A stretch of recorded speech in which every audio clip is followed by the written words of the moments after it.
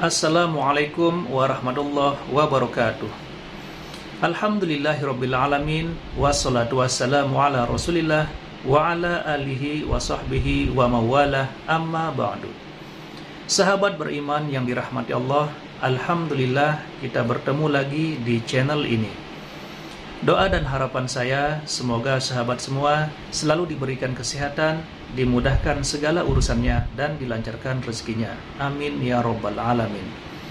Pada kesempatan yang berbahagia ini, mari sejenak kita luangkan waktu kita untuk mendengarkan tausiah yang sangat fenomenal dari guru kita, almarhum Kiai Haji Zainuddin MZ. Tentunya banyak sekali ilmu, hikmah, dan manfaat yang bisa kita jadikan pelajaran dalam kehidupan kita sehari-hari. Berikut ini mari kita simak bersama isi kajian dari guru kita, almarhum Kiai Haji Zainuddin MZ. Selamat mendengarkan. Saudara-saudara kaum muslimin rahimakumullah, kita menyaksikan peristiwa-peristiwa yang memilukan dan memalukan. PHK terjadi di mana-mana. Pengangguran meningkat, harga-harga membumbung tinggi, daya beli rakyat semakin lemah. Sementara di bidang politik, kejadian-kejadian memberikan indikasi bahwa persatuan dan kesatuan kita sebagai bangsa dewasa ini tengah berada dalam ujian yang berat. Pada jumpa kita kali ini, tanpa bermaksud untuk mencari kambing hitam dari bencana yang kita hadapi, saya ingin menyampaikan sebuah hadis yang diriwayatkan oleh Imam At-Tabarani dari Ibnu Abbas bahwa Rasulullah sallallahu alaihi wasallam bersabda, "Khamsun bi khamsin." Ada 5 perkara yang dapat menimbulkan 5 macam bencana. Mari kita renungi hadis ini satu demi satu sebagai bahan introspeksi buat kita semua dalam menghadapi bencana yang tengah berlaku sekarang ini. Yang pertama, manaqasa qaumul ahda illa sullita alaihim aduwwuhum. Apabila suatu kaum sudah mengingkari janjinya, maka mereka pun akan dikuasai oleh musuh-musuh mereka. Sederhana saja nampak kalimat dalam hadis ini. Apabila orang sudah mengingkari janji, mereka akan dikuasai oleh musuh-musuh mereka sendiri. Dan musuh kita yang paling utama saat ini adalah kemiskinan dan kebodohan. Kenapa itu terjadi? Karena kita mengingkari janji kita sendiri. Di saat awal-awal berdirinya Orde Baru, kita pernah berjanji untuk melaksanakan Pancasila dan Undang-Undang Dasar 45 secara murni dan konsekuen. Kita berjanji bahwa kita akan menegakkan pemerintah yang bersih dan berwibawa. Itu semua pada permulaannya. Waktu demi waktu berjalan, kita lupa dengan janji yang kita ucapkan itu. Ketuhanan yang Maha Esa kita ucapkan, tapi kesetanan yang luar biasa yang kita lakukan. Kemanusiaan yang adil dan beradab yang kita dengungkan, tetapi kemanusiaan zalim dan biadab yang kita praktekkan. Sederhana saja saudara, hampir setiap pejabat pada posisi-posisi kunci, di awal-awal ia memangku jabatan itu, biasanya ia mengucapkan sumpah dengan lafaz demi Allah bahwa dalam melaksanakan jabatan ini saya tidak akan menerima hadiah atau pemberian dalam bentuk apapun. Itu pada permulaannya. Lama-lama rupanya hadiah itu asik juga, mulai diterima. Lama-lama dirasa kurang, mulai menagih. Dan akhirnya terjadilah praktek yang disebut suap menyuap, semir menyemir, dan lain sebagainya. Kalau ini sudah menjadi kenyataan, bagaimana kita mau menegakkan pemerintah yang bersih dan berwibawa? Undang-Undang Dasar 45 menyatakan bahwa bumi, air, dan seluruh kekayaan negara dikelola oleh negara bagi sebesar-besar kemakmuran rakyat. Yang terjadi adalah bahwa kita merasa mewakili rakyat untuk menikmati harta dan kekayaan negara, sehingga rakyat banyak tidak bisa ikut menikmatinya. Menumpuklah harta itu sehingga terjadilah pepatah, gunung ditimbun, sumur digali. Yang kaya semakin kaya, yang miskin semakin terpuruk. Kita ingkar dengan janji yang kita ucapkan di awal-awal kita bergerak. Kita ingkar dengan janji pada saat kita mengatakannya dengan menyebut nama Allah, dengan mempertaruhkan nama Tuhan.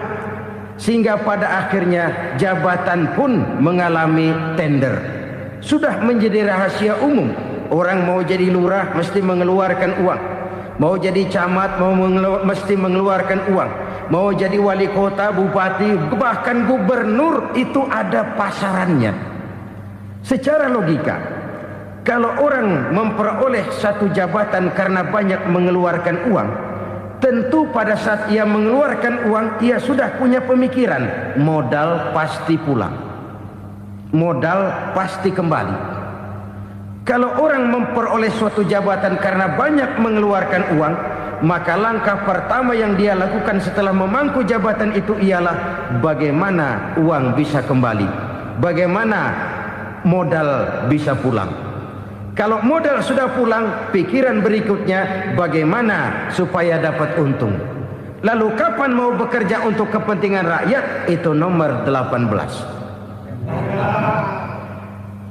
Kemudian kalau ada proyek-proyek besar, pertanyaannya ialah bukan apakah proyek ini bermanfaat bagi rakyat, apakah proyek ini layak untuk diteruskan.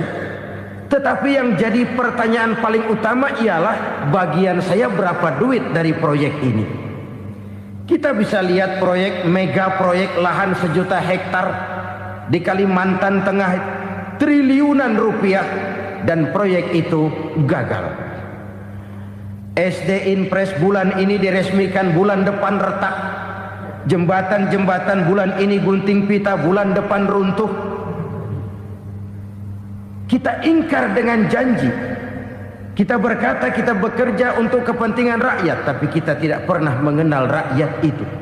Apabila suatu kaum sudah mulai mengingkari janji, maka mereka akan dikuasai oleh musuh-musuh mereka. Akibatnya tersusunlah barisan-barisan sakit hati, yang makin lama makin menjadi bola salju, menggelinding membesar, dan kemudian terjadilah hal-hal yang tidak kita inginkan lagi. Apabila suatu kaum sudah mengingkari janji, maka mereka akan dikuasai oleh musuh-musuh mereka. Ini penyebab bencana yang pertama. Kita tidak konsekuen. Tadinya kita dengan lantang teriak-teriak berantas korupsi, ganyang korupsi. Pada waktu kita belum mendapat kesempatan. Setelah kita naik punya kesempatan, rupanya korupsi enak juga dirasa. Terjadi pergeseran nilai, orang luntur, kehilangan idealisme awal. Lalu untuk menghibur diri, menutup kesalahan, kita gunakanlah pepatah bahwa tidak ada gading yang tak retak, bahwa kita harus mikul dhuwur mendem jero. Itu semua cuma sebagai dalih agar kesalahan kita tidak dibicarakan orang lain. Padahal kita sendiri yang mengingkari janji. Kita yang keluar dari komitmen awal kita. Kita berjanji melaksanakan Pancasila dan Undang-Undang Dasar 45 dengan murni dan konsekuen. Kita berjanji untuk menegakkan pemerintah yang bersih dan berwibawa. Namun dalam kenyataannya itu tidak kita laksanakan dengan sebagaimana mestinya. Kita bergeser, kita mengalami proses degradasi, peluncuran nilai, dan akhirnya terbentuklah barisan-barisan sakit hati yang semakin lama semakin membesar itu. Kita harus introspeksi.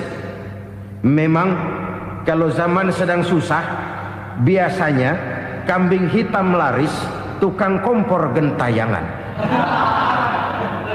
Itu dari dulu selalu mencari kambing hitam. Karena itu kita tidak bicara orang, kita tidak bicara siapa yang salah. Kita bicara sistem, dan sistem itu bisa mengena siapa saja. Kalau orang sudah mulai mengingkari janji, bergeser dari komitmen awal, itu sudah mulai ia mengalami proses peluncuran, proses degradasi. Ini penyebab yang pertama. Kita tidak lagi konsekuen bahwa bumi, air, sumber daya alam adalah milik negara, dikuasai oleh negara, digunakan bagi sebesar-besar kemakmuran rakyat. Ternyata rakyat yang makmur itu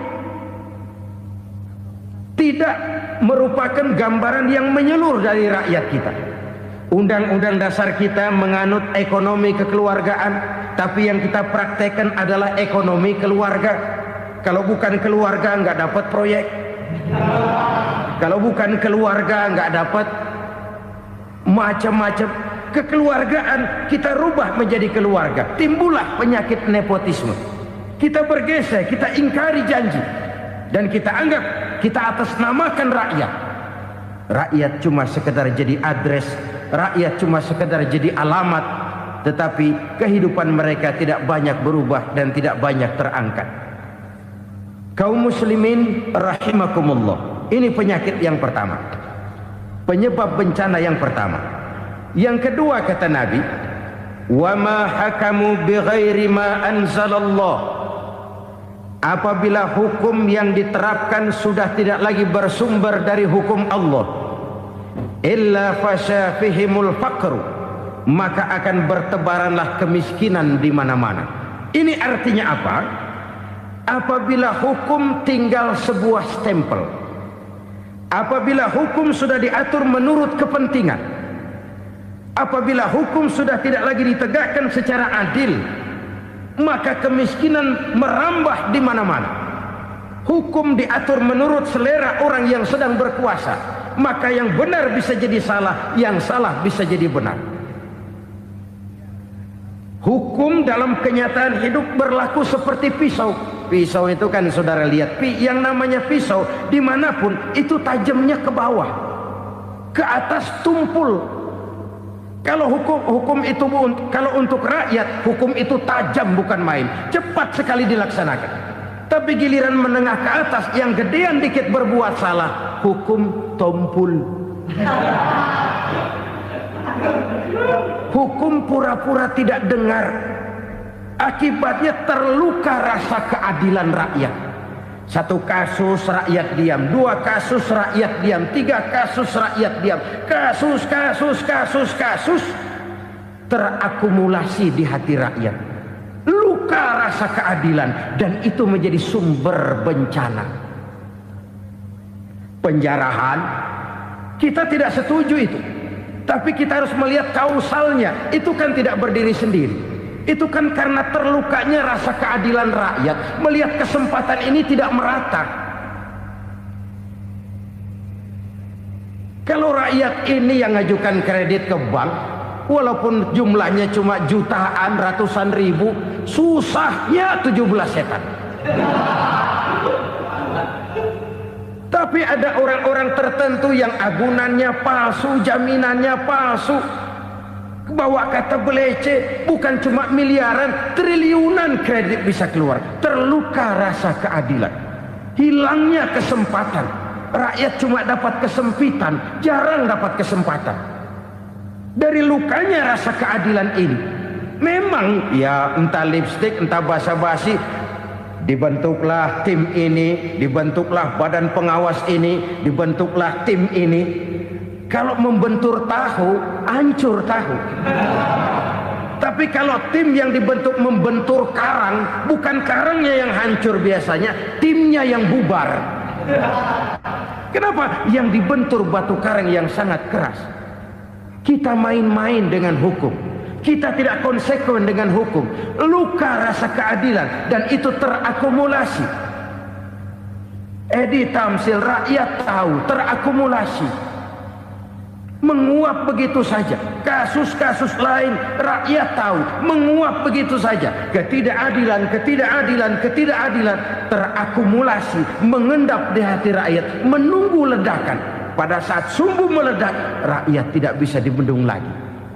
Oke, kita tidak setuju dengan penjarahan, tapi jangan melihat itu sebagai peristiwa yang berdiri sendiri. Kenapa itu terjadi? Kausalnya kenapa? Oke, kita tidak setuju memang, tapi yang dijarah oleh rakyat kan memang cuma untuk perut. Yang dijarahkan beras, yang dijarahkan televisi, yang dijarahkan kulkas yang masih bisa dihitung, yang memang real untuk kebutuhan rakyat. Penjara-penjara berdasi kepala botak yang menguras uang rakyat habis-habisan, enak saja melenggang dalam kehidupan ini. Makin terluka rasa keadilan rakyat. Apabila hukum yang diterapkan sudah menyimpang dari keadilan yang diajarkan Allah, fasyafihimul fakru, bertebaranlah kemiskinan. Aneh, memalukan, memilukan. Sebuah negara agraris yang katanya pulaunya hijau royo-royo, gemari palau jenawi toto tentem kertora harjo, yang tahun 93 pernah mendapat penghargaan dari FAO, Badan Pangan Sedunia, sebagai negara yang berhasil dalam swasembada pangan. Sekarang ini kita terpaksa betul beli beras dari Vietnam, beli beras ke Kamboja, beli kedelai dari Kamboja. Kenapa? Lahan sawah kita habis ditanami pabrik. Teknologi kita, teknologi loncatan yang non-applied, tidak terpakai oleh kita. Lantas lahan yang tidak bisa kita tanami, kita paksakan lahan-lahan gambut menjadi tanah pertanian yang subur dengan biaya triliunan, dan kita gagal. Kita cari jarum dan kapak hilang. Kita mau jadi negara industri dengan loncatan teknologi yang maju, kita lupakan pola pijak kita sebagai negara agraris, dan akhirnya kita kecolongan. Lihatlah dewasa ini, rakyat kita antri sembako di mana-mana. Di sebuah negara agraris, ketidakadilan melahirkan kemiskinan, kemiskinan moral dan kemiskinan material. Kemiskinan moral, rakyat nggak percaya lagi sama pejabat. Rakyat mengalami krisis figur. Orang, alah lu ngomong dah sama ember.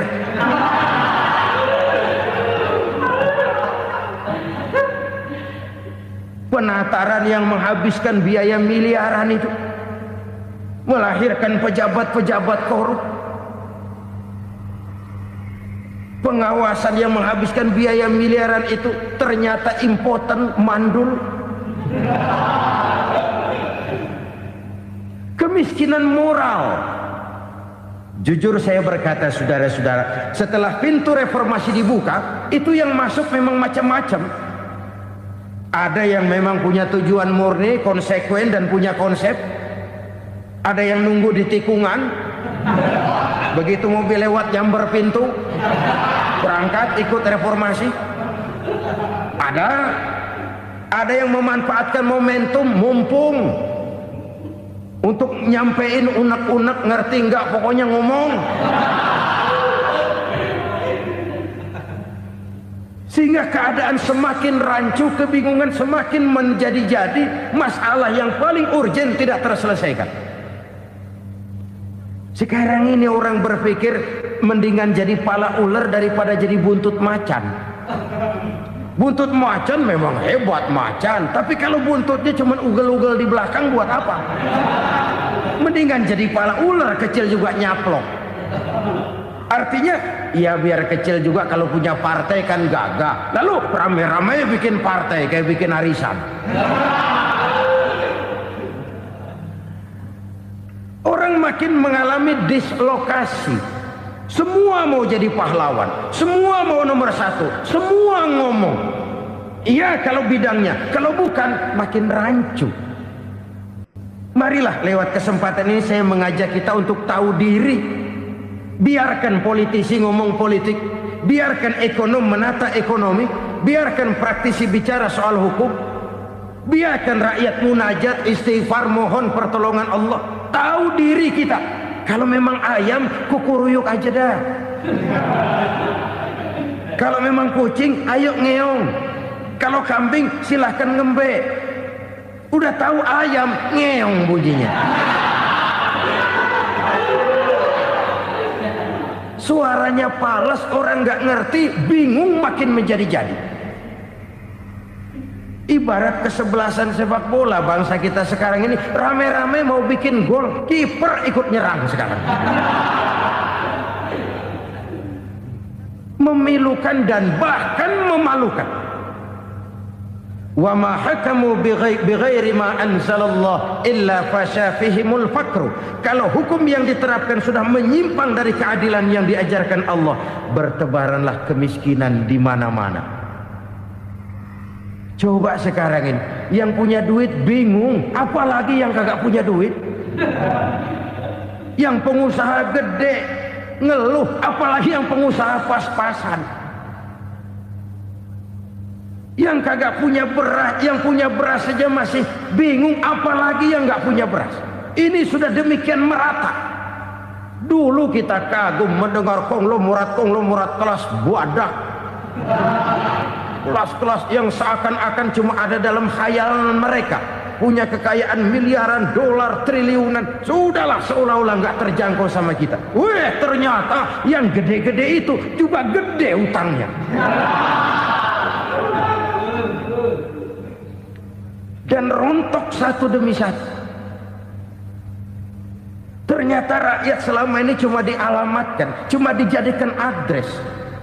Rakyat yang tidak banyak ngerti persoalan ini harus menanggung hidup ini begini berat, harus menanggung beban hidup ini begini tinggi.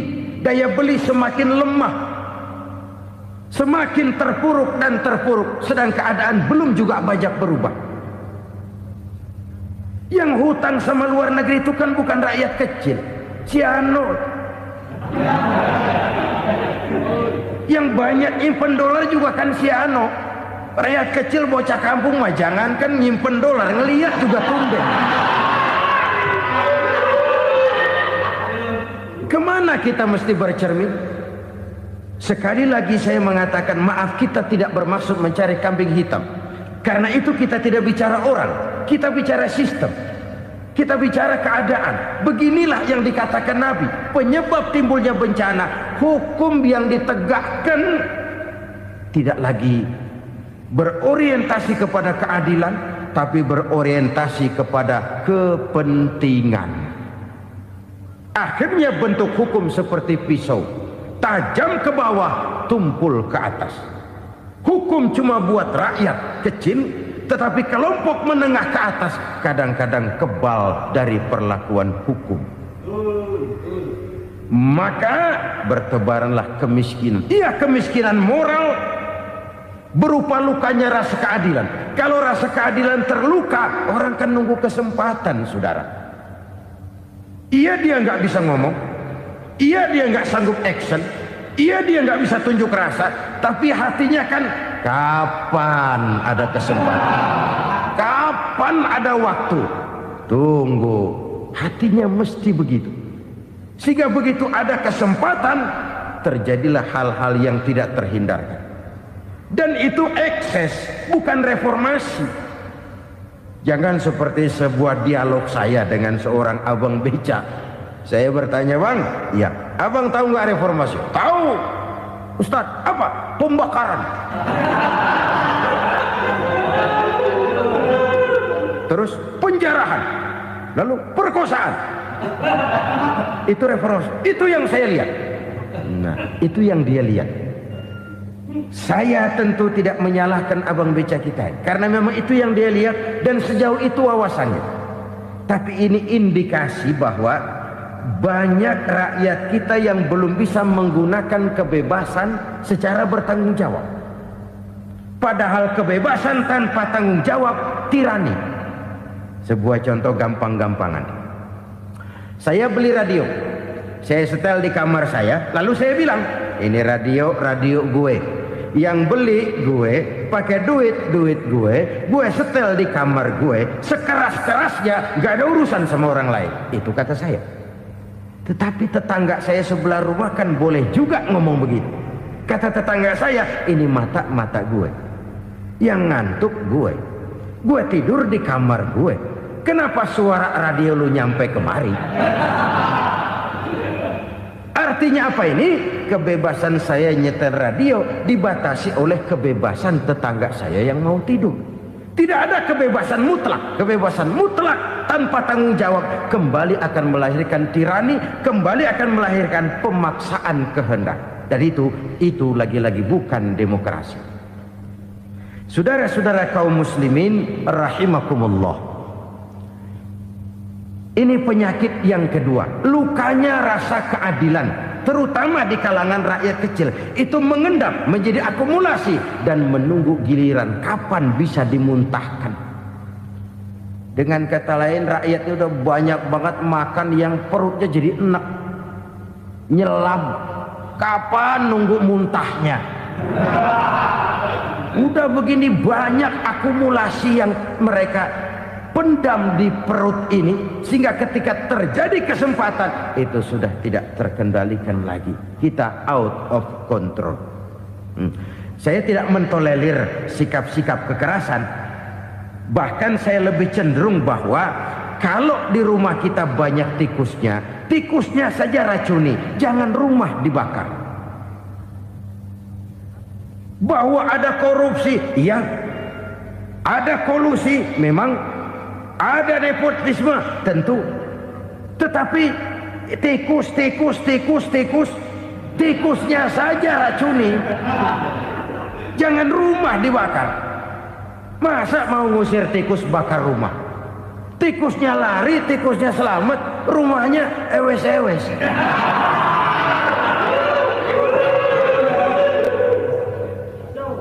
Tikus selamat, rumah nggak punya. Masalah nggak terselesaikan dengan sebagaimana yang kita harapkan. Kita sepakat ini negara hukum, dan di hadapan hukum semua manusia itu sama. Itu prinsip yang diajarkan Allah. Al-musawat bainan nas fi takalifil ahkam. Semua manusia sama dalam berhadapan dengan hukum Allah Subhanahu wa taala. Kalau hukum sudah pandang bulu, itu jelas yang enak yang banyak bulunya. Siapa yang banyak bulunya? Monyet. Kalau hukum pandang bulu, monyet keenakan. Saudara-saudara kaum muslimin rahimakumullah, introspeksi. Mari kita bercermin bagaimana perjalanan hukum selama ini. Kalau introspeksi ini kita temukan, lalu ada upaya untuk memperbaiki diri. Jangan menggunakan tak ada gading yang tak retak, mikul duwur mendem jero untuk menutup-nutupi kesalahan orang. Padahal kesalahan itu sedemikian besar. Padahal rakyat kita tiap hari antri sembako. Ada yang sehari sekali makan, ada yang makan sudah bercampur tiwul, ada yang nasi sudah dicampur pisang, balik jadi orok lagi. Macam-macam upaya rakyat untuk menangsal perut ini. Lalu rakyat ditenang-tenangkan, lebih baik puasa Senin Kemis sambil menghadapi krisis ekonomi. Kenapa rakyat yang disuruh puasa? Kenapa bukan pejabatnya yang puasa lebih dulu untuk kemakmuran rakyat? Kalau rakyat yang memang perutnya udah gepeng disuruh puasa, makin krempeng perutnya. Artinya pejabat harus punya sense of politik. Ya, tidak, puasa itu kan tidak cuma Senin Kemis saja. Puasa itu puasa perasaan, puasa menghargai perasaan yang sedang kondisi yang sedang dihadapi oleh rakyat. Bagaimana rakyat yang tengah antri sembako melihat pejabatnya lewat dengan mobil yang harganya sampai 1 miliar. Oh, inilah pemimpin saya. Luka lagi rasa keadilannya. Kita tidak tenggang rasa. Puasa dalam artian itu pun akan menolong menegakkan semangat kebersamaan, membentuk semangat kebersamaan. Saudara-saudara kaum muslimin rahimakumullah, penyebab bencana yang ketiga dikatakan oleh baginda Nabi, wala dhaharat fihimul fahishatu illa fasha fihimul maut. Apabila kekejian telah merajalela, maka maut bertebaran di mana-mana. Kita renungi butir kalimat dalam hadis ini. Apabila kekejian telah merajalela, maut bertebaran di mana-mana. Begitu murah arti sebuah kehidupan. Penjarahan untuk hal-hal yang kecil tapi sampai mengorbankan nyawa. Apabila kekejian sudah terjadi di mana-mana, maut pun bertebaran. Maut dalam arti berpisah ruh dengan jasad, tapi juga maut dalam arti orang bisa mati karirnya, orang bisa mati usahanya, orang bisa mati kesempatannya karena perbuatan-perbuatan keji yang selama ini tidak terbendung. Lahirlah teori mafia. Siapa yang kuat dia yang berkuasa, siapa yang lemah dia menjadi mangsa. Proyek-proyek besar yang menang tender itu ya dari itu ke itu saja. Yang pengusaha-pengusaha tidak punya koleksi, koneksi, tidak bisa bayar komisi, dapat proyek tetelan. Ada dagingnya, dikit namanya juga tetelan. Dagingnya sudah habis disantap oleh meja. Sekian puluh meja dilalui, sekian puluh amplop dikeluarkan. Sehingga yang akhirnya ya tinggal tetelan itu tadi. Maka kualitas pekerjaan pun sudah bukan lagi jadi masalah. Demikianlah mafia-mafia ini bermunculan di mana-mana. Di pengadilan terkenallah mafia pengadilan. Hukum bisa dibeli, hukum bisa dipesan menurut kebutuhan sponsor. Mafia peradilan, mafia politik, mafia ekonomi, bahkan mafia agama yang menggunakan agama sebagai kedok, menggunakan agama sebagai dalih, menggunakan agama sebagai topeng untuk melancarkan maksud-maksud politiknya pun tidak tertutup kemungkinan. Apabila kekejian telah merajalela, maut bertebaran di mana-mana. Korupsi, kolusi, nepotisme itu bagian dari kekejian. Kita selama ini kalau mendengar maksiat, itu yang terbayang cuma judi, mabuk, zina. Iya itu maksiat. Tapi korupsi, kolusi, nepotisme itu juga maksiat dalam bentuk lain. Kalau ini sudah bertebaran, maka maut terjadi di mana-mana. Jangan bayangkan cuma mati orangnya, itu sih kewajiban. Yang menyakitkan itu orangnya masih hidup tapi dibikin mati. Karirnya mati. Kenapa? Karena yang diperlukan bukan cuma orang pinter tapi orang taat. Biar pinter, kalau nggak taat minggir. Biar bodoh, kalau taat bisa nyenangin atasan, bisa nyemur. Kumaha juragan wae ayeuna mah. Itu yang kadang-kadang dapat penghargaan. Tidak ada prestasi kerja kecuali bikin senang orang di atas. Kita lihat di desa-desa jalan rusak. Kalau ada berita pejabat anak mau turun, jalan rata sekali. Sampai tanah dari mana aja dikeruk buat ngeratain tuh jalan. Pejabat pulang legok lagi jalanan. Katanya kita kerja buat rakyat, nyatanya kita cuma melayani atasan. Kenapa? Terjadi lingkaran setan. Seperti kata lagu Dul Sumbang itu. Mahasiswa takut sama dosen, dosen takut sama dekan, dekan takut sama rektor, rektor takut sama menteri, menteri takut sama presiden, presiden takut sama mahasiswa. Lah muter balik lagi. Lingkaran setan. Lingkaran setan. Saudara-saudara kaum muslimin rahimakumullah. Kekejian yang merajalela, praktek-praktek mafia yang tertuang dalam kehidupan sehari-hari menyebabkan orang mati karirnya, jasad masih hidup, karir mati, itu menyakitkan. Mati bisnisnya. Rakyat kecil pernah senang ketika Syekh cengkeh booming, harganya bagus, rakyat banyak yang pergi haji. Lalu mau ditata, lahir tata niaga cengkeh, malah amburadul. Harga cengkeh jatuh, petani cengkeh kecil menjerit. Siapa yang untung? Segelintir orang.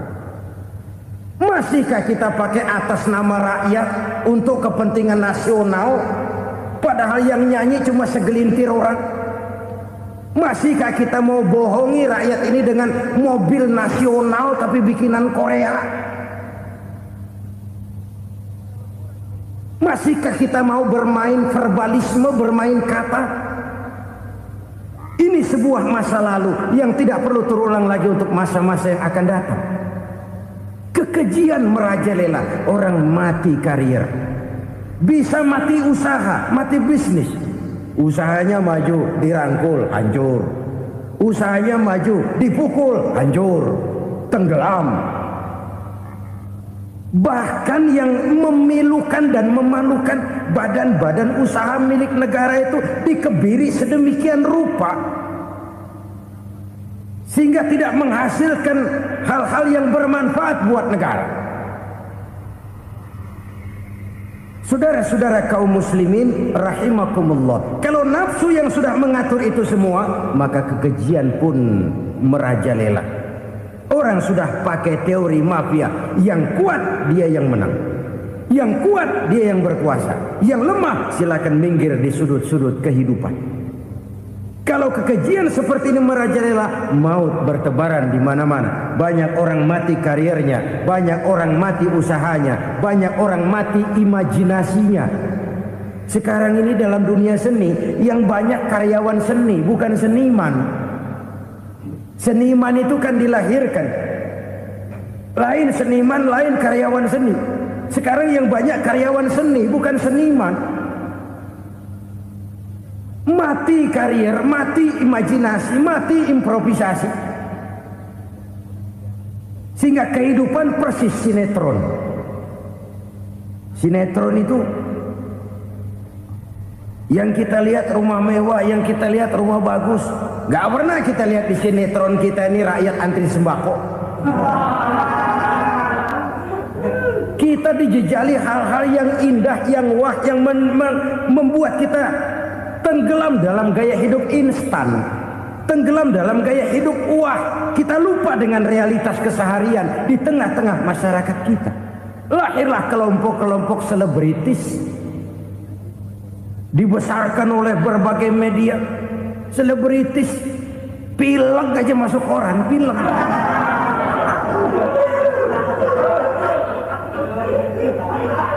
Rakyat yang pingsan antri beras nggak masuk koran. Rakyat yang semaput antri minyak nggak masuk koran. Selebritis panok masuk koran.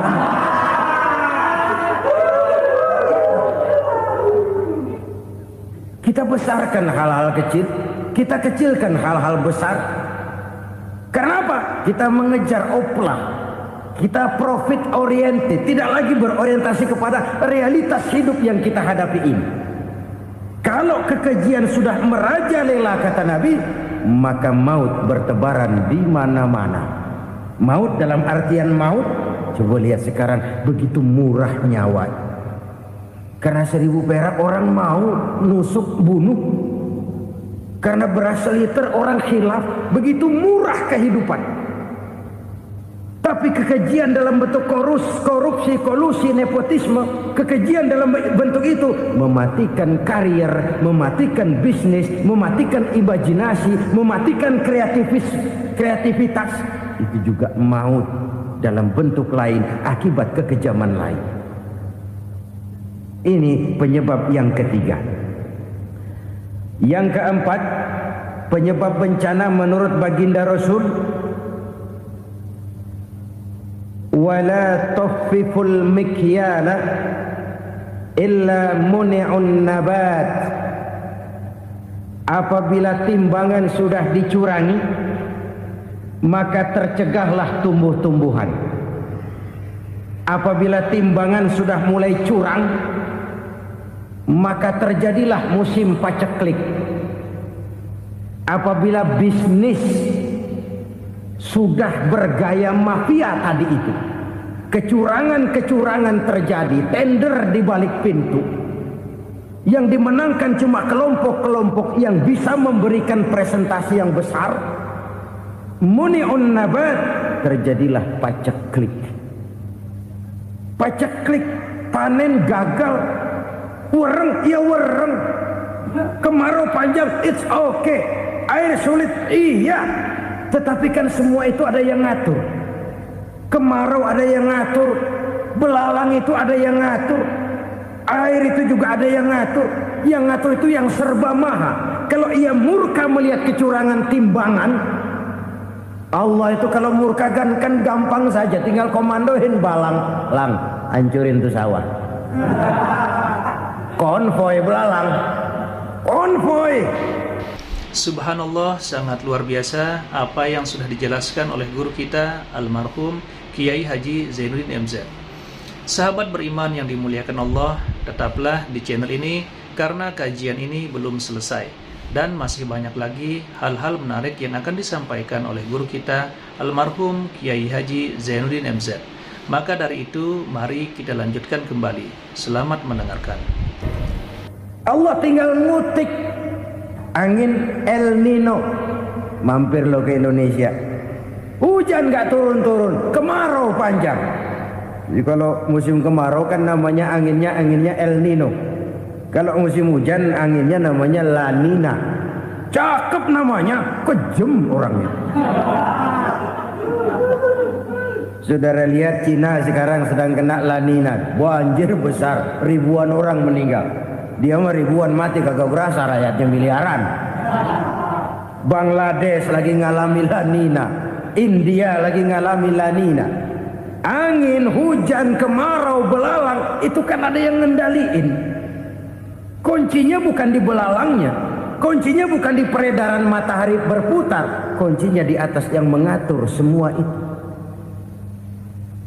Kalau timbangan sudah mulai curang, pengusaha sudah nggak mau jujur, apa enggak bikin perut jadi mual. Begitu rakyat antri sembako pingsan nggak dapat beras, sementara beras ditumpuk-tumpuk sampai membusuk. Kemana hati nuraninya? Kemana akal pikirannya? Kemana mereka yang berbuat atas nama rakyat tapi melihat rakyat susah tidak tergerak hatinya? Apabila timbangan sudah mulai dicurangi, bisnis sudah mulai melenceng, maka terjadilah paceklik. Sebuah negara yang berhasil dalam swasembada pangan, lalu sekarang menjadi negara yang rakyatnya antri untuk memperoleh kebutuhan pangan. Saudara-saudara kaum muslimin rahimakumullah, ini intinya adalah kecurangan.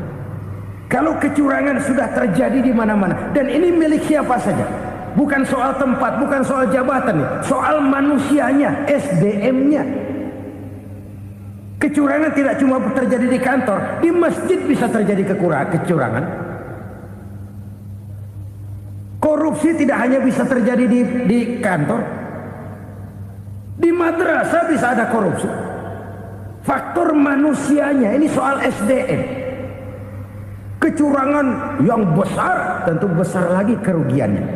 Kecurangan yang kecil, kecurangan sehari-hari, pedagang-pedagang kecil ngurangi timbangan, barang yang buruk dikatakan baik, yang baik dikatakan buruk, itu merugikan perorangan. Kecurangan yang besar merugikan bangsa dalam bentuk total, dalam bentuk seutuhnya. Nah, kecurangan-kecurangan seperti ini rakyat kan lihat, rakyat kan tahu, dan itu kembali terakumulasi di sini, pegel.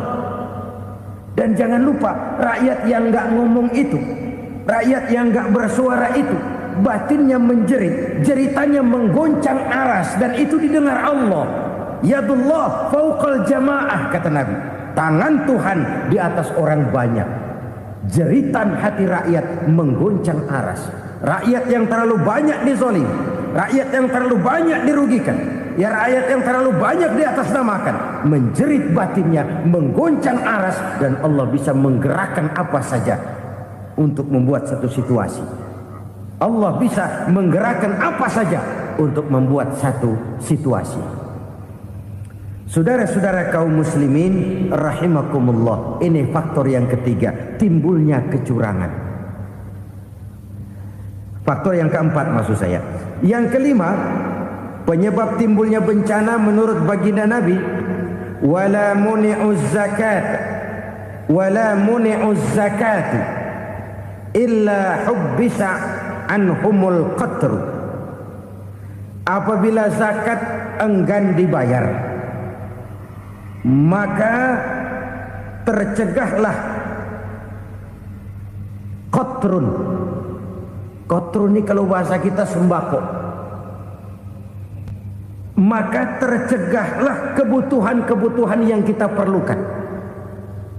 Ini, kita tidak meragukan bahwa yang kita tuju adalah masyarakat yang adil dalam kemakmuran dan makmur dalam keadilan.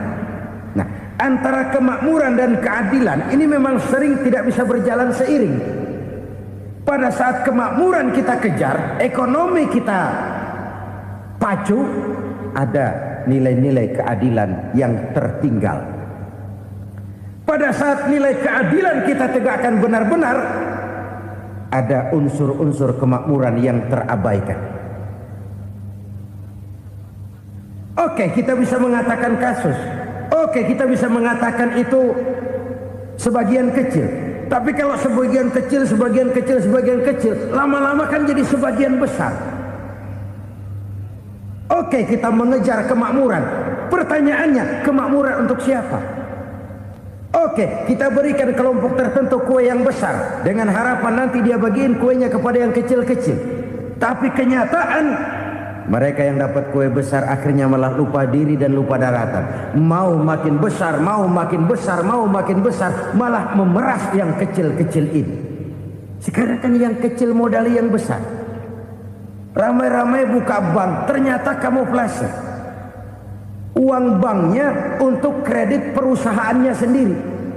Nasabahnya rakyat kecil. Artinya apa? Rakyat kecil disuruh modalin orang yang udah gede. Ini kan sumber geledek urusan.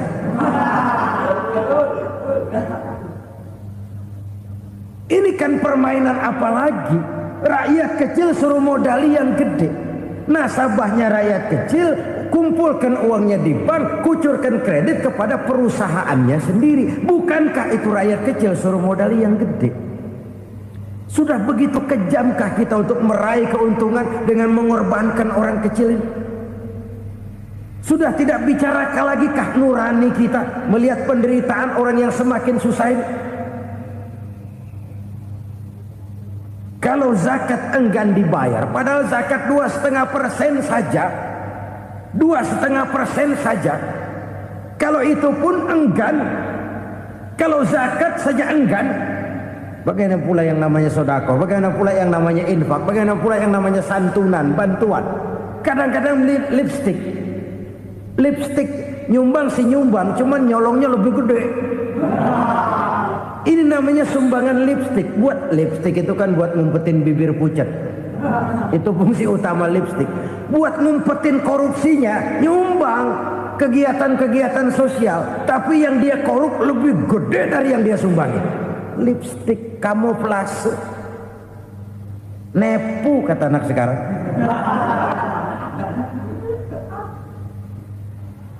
Saudara-saudara kaum muslimin rahimakumullah.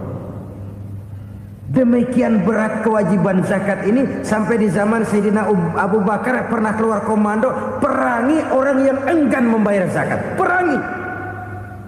Karena fungsi zakat adalah menjembatani antara si kaya dengan si miskin. Bahwa ada kemiskinan itu Qur'ani. Allah menyatakan, aku melebihkan rezeki sebagian kamu dari yang lain. Ini kan kesenjangan. Allah melebihkan rezeki sebagian kamu dari yang lain. Ada itu. Tetapi itu berjalan secara nature. Nah, kalau direkayasa, yang kaya semakin kaya, yang miskin semakin terpuruk, Yang sudah besar dapat proyek besar, yang kecil dapat tetelan. Ini kan rekayasa namanya. Kesenjangan yang direkayasa ini yang kita harus kikis. Nah, fungsi zakat menjembatani dari sisi sosial. Dari sisi pribadi, Nabi berpesan, zakku amwalakum biz zakat. Bersihkan hartamu dengan zakat. Sekarang ada istilah nyuci uang. Uang hasil korupsi itu bisa dicuci, dijadikan uang bersih. Bukan pakai rinso, bukan. Pakai politiknya koruptor, diolah sedemikian rupa sehingga jadi uang resmi. Sudah memutik, itu termasuk yang disebut kejahatan kerah putih, white collar crime. Kejahatan kerah putih, kejahatan pakai dasi, kejahatan kelas kakap. Makanya orang mendingan goblok kagak bener daripada pinter kagak bener. Goblok kagak bener itu gampang ngurusinnya. Pinter kagak bener, ini yang berabe bener ngurusinnya.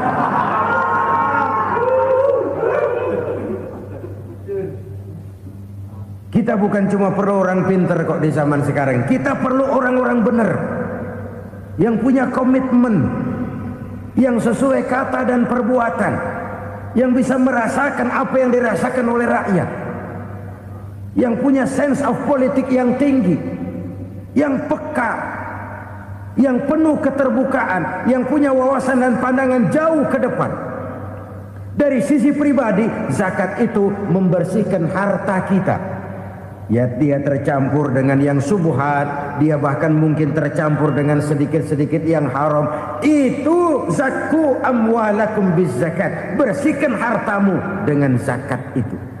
Pada sisi sosial ia menjembatani, pada sisi pribadi ia membersihkan harta kita.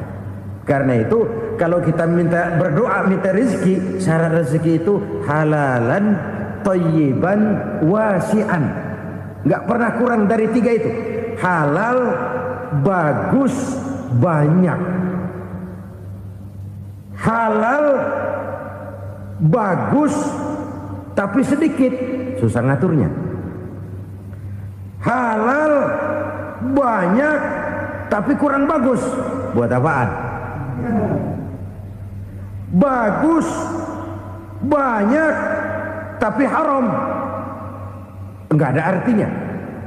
Sebab kata Imamul Ghazali, kalau kau terlalu suka memakan makanan yang haram, dikunyah masuk ke dalam perut besar, digiling oleh perut besar, menghasilkan energi, menggerakkan sel-sel pembuluh saraf, kau juga akan cenderung berpikir yang haram. Kalau sudah cenderung berpikir yang haram, perbuatan pun akan mengarah kepada perbuatan-perbuatan yang haram.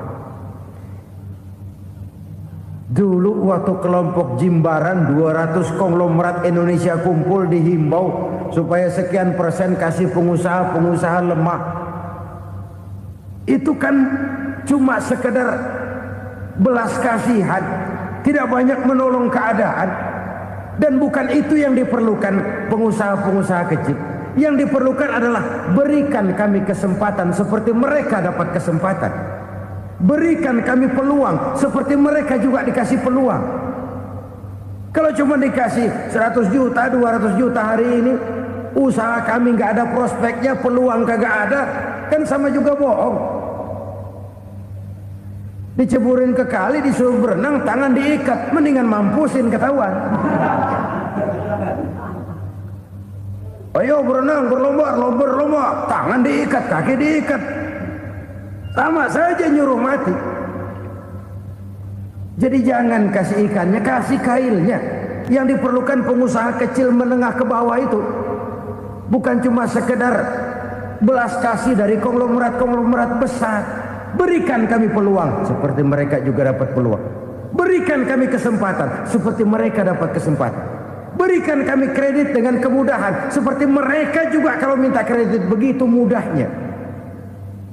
Menciptakan peluang dan kesempatan, pemerataan, bukan menciptakan manusia Indonesia dengan standar ekonomi yang sama. Semua rumahnya harus sama, semua punya mobil. Itu sih kebersamaan bebek. Bebek, coba lihat bebek, satu ngalor semua, satu ngidul semua. Kebersamaan bukan itu. Kebersamaan adalah menciptakan peluang. Kalau yang kaya bisa semakin kaya, kenapa yang miskin tidak bisa ikut naik jadi sedikit kaya? Kalau pengusaha yang sudah kuat bisa bertambah menjadi kuat dengan proyek mega proyek, kenapa yang menengah tidak bisa ikut menjadi kuat? Dan kenapa kekejian itu merajalela? Kita dengar lewat berita-berita PLN tekor, PLN utang.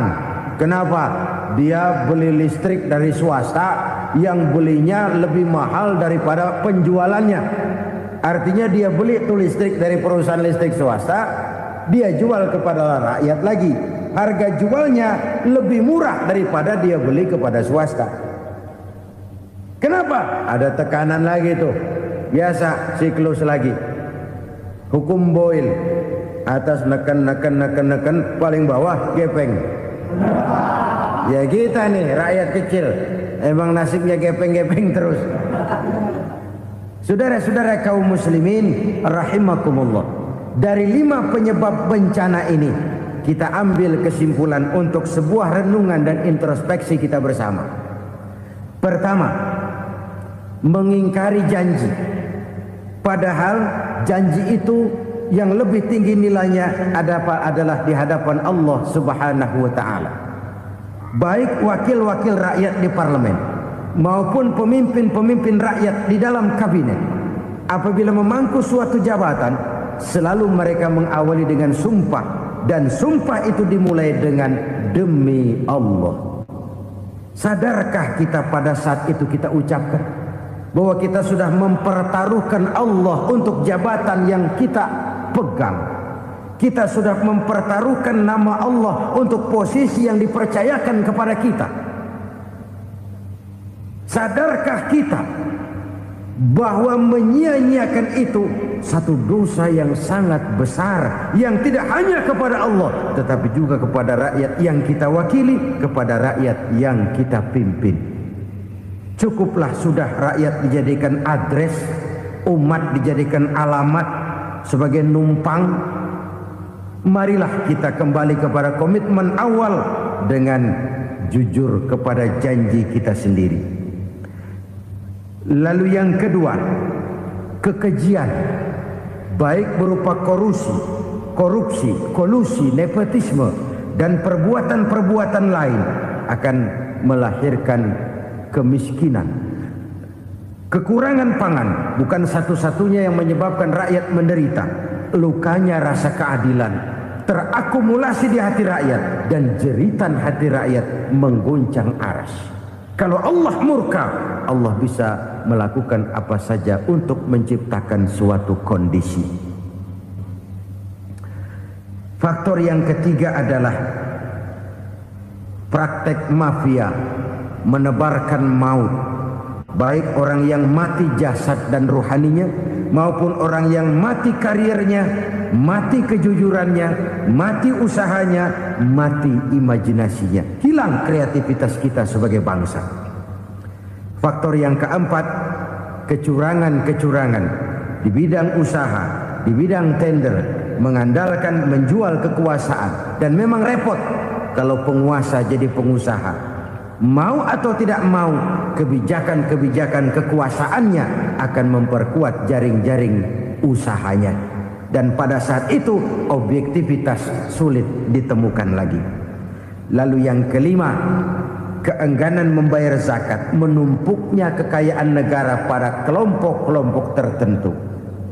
Ini akan melahirkan paceklik yang berkepanjangan. Menumpuknya kekayaan dan harta negara pada kelompok-kelompok tertentu akan melahirkan paceklik dan kemiskinan yang berkepanjangan. Marilah kita sadar, marilah kita merenung bahwa keengganan kita membayar zakat, menciptakan pemerataan, pada akhirnya akan menjadi musibah buat kita semua. Saudara-saudara kaum muslimin rahimakumullah, Sekian dulu jumpa kita kali ini. Mudah-mudahan yang saya sampaikan dari hadis riwayat Imam Tabrani ini menjadi bahan introspeksi buat kita semua. Tidak akan seorang muslim jatuh dua kali di tempat yang sama. Semua merupakan pelajaran untuk kita jadikan introspeksi guna menata hari esok yang lebih baik daripada hari ini. Reformasi harus terus berlanjut. Tidak bisa dan tidak perlu dikendalikan, tapi harus tetap dengan landasan akhlakul karimah sesuai dengan budaya kita sebagai bangsa. Terima kasih atas perhatian saudara. Mohon maaf atas segala kekurangan. Jumpa lagi lain kesempatan insyaallah. Usikum wa nafsi bitaqwallah. Wassalamualaikum warahmatullahi wabarakatuh. Alhamdulillahirrabbilalamin. Itulah tadi tausiah yang sangat luar biasa yang disampaikan oleh guru kita almarhum Kiai Haji Zainuddin MZ. Banyak sekali ilmu, hikmah, dan manfaat yang bisa kita jadikan pelajaran dalam kehidupan kita sehari-hari.